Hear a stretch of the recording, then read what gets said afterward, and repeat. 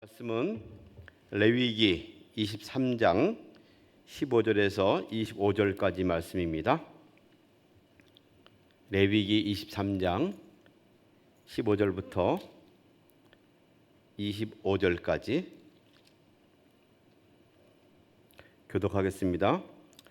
안식일 이튿날 곧 너희가 요제로 곡식단을 가져온 날부터 세어서 7 안식일의 수요를 채우고 7 안식일 이튿날까지 합하여 50일을 계수하여 새 소제를 여호와께 드리되 너희의 처소에서 10분의 2 에바로 만든 떡 2개를 가져다가 흔들지니 이는 고운 가루에 누룩을 섞어서 구운 것이요 이는 첫 요제로 여호와께 드리는 것이며 너희는 또 이 떡과 함께 1년 된 흠없는 어린 양 7마리와 어린 수소 1마리와 수양 2마리를 드리되 이것들을 그 소제와 그 전제 제물과 함께 여호와께 드려서 번제로 삼을지니 이는 화제라 여호와께 향기로운 냄새며 또 숫 염소 하나로 속죄제를 드리며 1년 된 어린 수양 2마리를 화목 제물로 드릴 것이요 제사장은 그 첫 이삭의 떡과 함께 2마리 어린 양을 요 앞에 흔들어서 요제를 삼을 것이요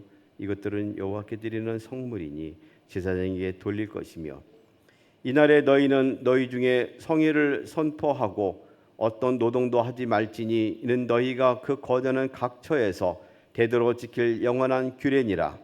너희 땅에 곡물을 빌 때에 밭 모퉁이까지 다 베지 말며 떨어진 것을 줍지 말고 그것을 가난한 자와 거류민을 위하여 남겨두라. 나는 너희의 하나님 여호와이니라.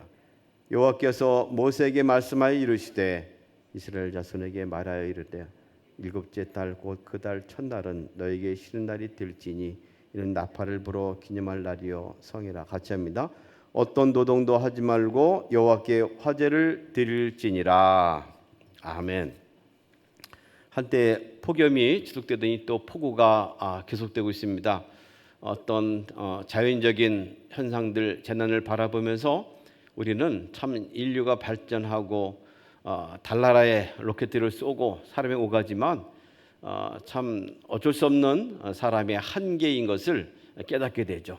전쟁이나 지근이나 그 앞에 그 밖에 끔찍한 일들을 당할 때마다 우리의 인생의 목숨이 한낱 참 존재 가치가 없는 것 같은 그런 연약함을 느낄 때가 많습니다. 그럴 때마다 우리의 주제이시고 창조주이시고 다스리시는 하나님을 의지할 수밖에 없는 믿음을 회복하게 됩니다. 믿음의 기회가 되길 원하고 또 이런 때에 또 하나님을 찾는 은혜가 임하기를 또 원합니다. 주님의 회복의 역사가 우리 나라 민족 위에 임하기를 또 소망해 봅니다. 이스라엘 사람들도 이 절기에 대해서 굉장히 민감했죠. 그래서 24절기처럼 농사에 관련된 절기를 바라보면서 그들은 때때로 그 일들을 지켰습니다.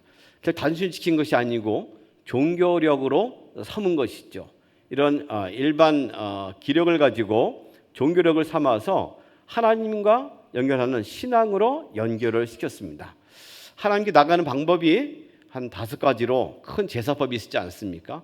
하나님께 나가서 드릴 수 있는 법을 레위기에서는 말합니다. 더불어서 절기를 가지고 매번 정해진 때때로 그 절기를 통해서 하나님께 나가서 하나님과 소통할 수 있는 기회를 얻게 하신 것이 레위기에 보여주는 하나님의 소통법이기도 합니다.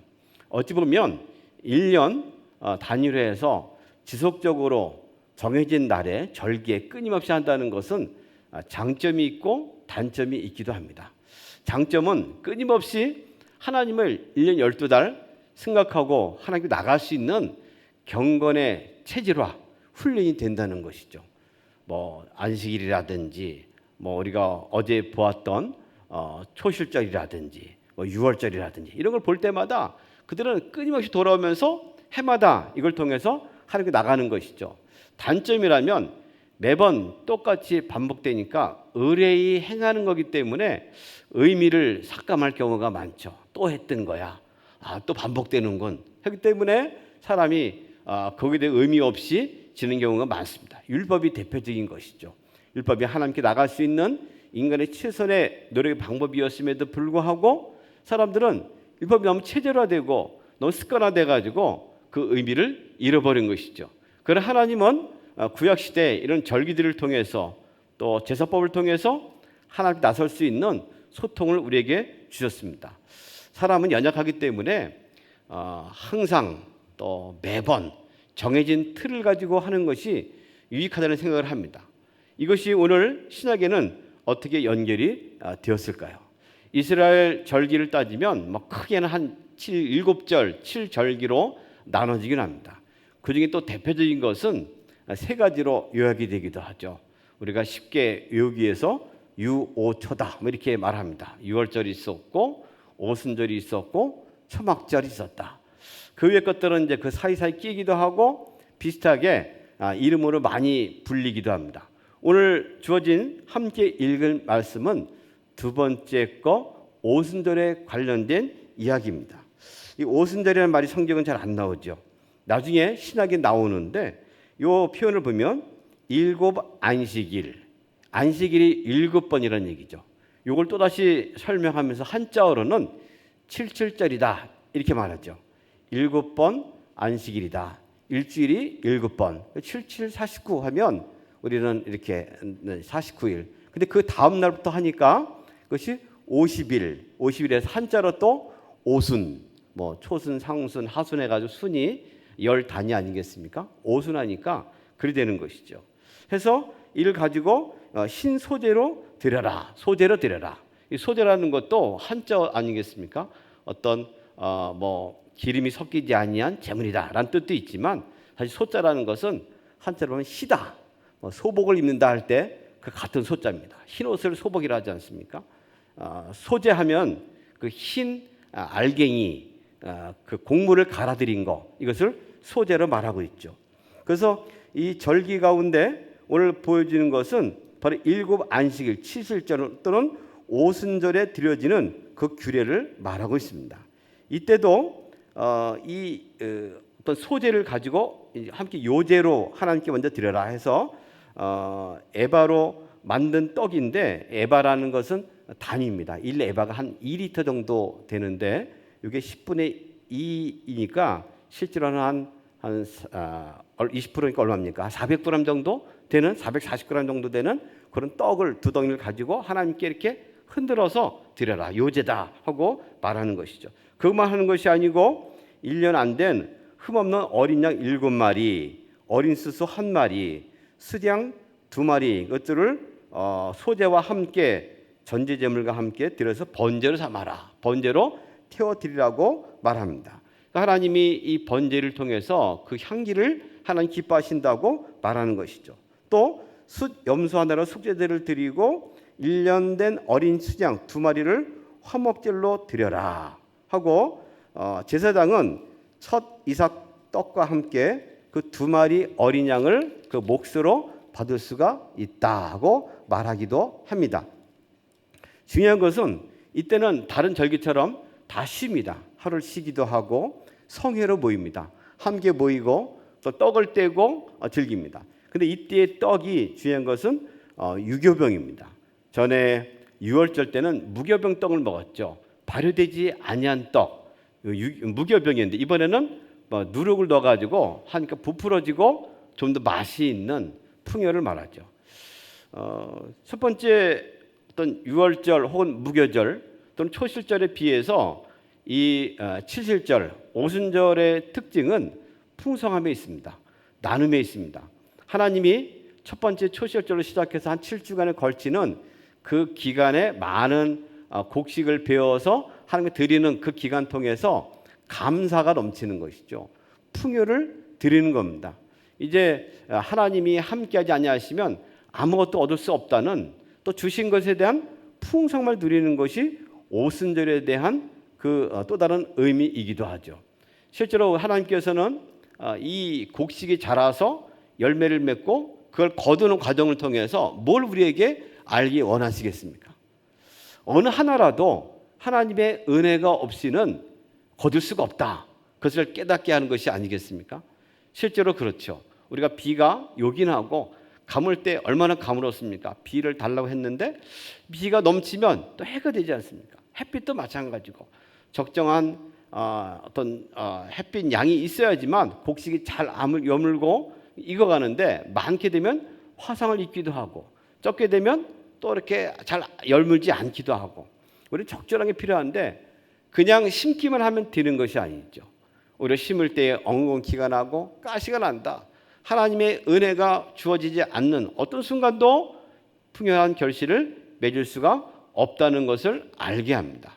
모든 일에 있어서 하나님과 더불어 하나님이 심을 뿐 아니라 주관하시고 다스려야지만 그것이 이루어진다는 것을 말씀하는 결실의 계절로 지키는 것이 바로 칠칠절 또는 오순절입니다. 때문에 우리는 그냥 저절로 되는 것이 아무것도 없는 것을 깨달아야 됩니다. 자연이라 말할 때 사람의 손길이 가지 않고 스스로 저절로 됐다 말하고 하지만 사실 그 전에 그 자연이 있기까지 그 근본은 하나님이셨고 그걸 이루시는 분은 하나님밖에 없는 것을 우리 알게 되는 것이죠. 때문에 모든 일에 있어서 우리는 기도하지 않을 수가 없습니다. 그냥 있어도 사실 어찌 보면 무신론자나 인본주의자가 볼 때 되는 일이 많습니다. 뭐 이리저리 섞여가지고 사람을 통해서 어떻게 되는 일이 많습니다. 그러나 믿음의 눈으로 보게 되면 하나님의 은혜의 손길이 있지 않고서는 어느 한순간도 된 것이 없죠. 우리는 저절로 사람의 손으로 되는 것 이면에 하나님이 하시길 바라고 하나님이라는 것을 고백하는 믿음, 그것이 바로 우리의 믿음입니다. 이 7절은 그것을 가르칩니다. 우리로 하여금 어느 것 하나도 하나님의 손길이 없이는 하나님의 은혜가 없이는 열매를 거둘 수가 없다는 것을 말씀합니다. 때문에 우리는 기꺼이 감사해야 됩니다. 항상 예배해야 할 이유가 있습니다. 어떤 일이든 작은 일이든 큰 일이든 하나님께 간구하고 주의 뜻이 이루어지기를 기도를 해야 할 것입니다. 또 예수님께서는 참 이 절기를 통해서 완성을 하셨는데 6월절에 예수님이 그 전에 잡히지 않습니까? 6월절에 함께 안식을 취하고 그때 예식을 취하고 예식을 통해서 이것은 내가 너희를 흘리는 피다. 너희를 흘리는 나의 살이다 하면서 새로운 언약식을 했습니다. 그리고 난 후에 바로 50일 오순절이 되면 바로 성령이 온다고 말씀한 것이죠. 성령은 바로 이 오순절의 완성이기도 합니다. 성령이 오셔서 우리의 모든 예수 그리스도의 피 흘림의 풍성함을 우리에게 전달한 것이죠. 성령이 오셔서 일거에 순간적으로 모든 일을 전파할 수 있는 능력을 우리에게 허락했습니다. 때문에 성령은 예수께서 이루신 구원의 역사를 모두에게 각자에게 적용시킬 수 있는 완성케 하는 은혜로운 사역을 감당하려고 이 땅에 오신 것이죠. 그럼으로써 우리는 6월절과 또 오순절의 그 절기가 어떻게 신약 시대에 완성되었고 우리에게 있는가를 볼 수 있게 됩니다. 이때의 또 하나의 특징이라면 이제는 초실절이 아니라 이 7절에 있는 것을 곡식을 얻으면서 좀 남겨두라는 것이죠. 거기에 나그네들이 있고 또 함께 어울리는 이방인들이 있다고 말합니다. 이방인들, 나그네들 또 어려운 사람들을 위해서 나눔의 것이 되기도 하죠. 그것도 역시 우리 복음에 있어서 이방인들이 있습니다. 복음에 소외된 사람들이 있습니다. 이들이 우리는 충분히 성령의 능력으로 성령의 은사를 힘입다면 복음을 전해야 되죠. 예수님이 또 우리가 하신 말씀이 성령이 너에게 임하면 너에게 권능을 받고 예루살렘과 유대와 사마리아와 땅까지 이르러 내 증인이 되어야 할 것이다. 될 것이다. 되어야만 한다. 이 증인이 된다는 것은 바로 복음에 소외된 사람들에게 모든 걸 나눠주고 함께 누리는 것을 말한 것이죠. 처음에 시작은 유대인이었습니다. 그러나 예수께서 오셔서 완성하시고 이제 또 다른 새로운 하나님의 백성들을 삼으셨습니다. 이제는 전 우주 인류 전체가 하나님 백성이 되는 은혜의 일을 시작해 하셨습니다. 그 일을 위하여 주님이 오셨고 이날 절기는 예수님이 오시기 전에 그림자처럼 우리에게 이것을 비춰주고 있습니다. 우리는 신약 시대에 예수 그리스도와 더불어 살고 있습니다. 성령께서 오셔서 이 모든 일을 완성하셨고 모든 풍성함을 통해서 하나님께 나가고 주님께 나가지 아니하고는 어떤 한 줌도 얻을 수 없다는 소중한 교훈을 얻게 합니다. 오늘도 성령께서 우리와 함께 하실 것입니다. 그리고 이제 시작 때는 또 다른 절기에 약간 껴있는 메인 절기, 중요한 절기는 아니지만 껴있는 것이 바로 나팔절입니다. 새로운 일들을 알리는 나팔을 시작함으로써 시작하게 되는데 이것이 7월 달이다. 지금의 기록은 9월이나 10월로 알려지고 있고 그들의 민간역으로 말하면 1월을 말한답니다. 그들의 새로운 설날과 같은 것이죠. 나팔을 붑니다. 새로운 일이 시작되었다고 말합니다. 실제로 그 뒤에 대속죄일이 있었고 더 큰 또 장막절, 초막절 같은 것이 이어지게 되죠. 새로운 것을 알리는 겁니다. 깨어서 준비하라는 것이죠. 마치 옛날 시골에 새벽종이 울리면서 모두 만물이 깨어나고 일어나서 함께 예배당에 모여서 지금처럼 예배를 드리는 것처럼 깨어나라는 나팔을 종을 분 것이죠. 오늘도 주님께서는 우리의 마음을 여러 가지로 일깨우십니다. 때로는 폭우로 일깨우시고 때로는 가뭄으로 일깨우시기도 하시고 때로는 풍성함을 통해서 우리 삶에 하나님이 우리 주인 주재자 되시는 것을 알려주기도 하십니다. 깨어서 이 음성을 듣고 응답함으로 주님 복음을 전하고 복음과 함께 살아가는 그런 날들, 그런 다짐이 되기를 원하옵고 은혜가 부어지기를 주님의 이름으로 소망합니다. 하나님 아버지, 이 아침에도 함께 말씀을 주심을 감사합니다. 주님의 은혜가 아니면 어느 한 줌도 한순간도 살 수 없는 연약한 것을 고백합니다. 아버지, 오순절날에 풍성한 우리가 허락하신 것처럼 그 기쁨을 누린 것처럼 성령을 통해서 우리 주신 많은 것들을 바라보고 기대할 수 있는 나날 되도록 인도해 주시옵소서. 상처 있고 힘들어하는 백성들 가운데 또 이 나라 위에 영적으로 방황하고 또 힘겨워하는 백성들 위해 은혜와 복을 더해주셔서 오로지 희망과 궁극적인 소망은 부활하신 예수 그리스도 성령 안에 있음을 깨달아 알게 해 주시옵소서. 예수님의 이름으로 기도합니다. 아멘.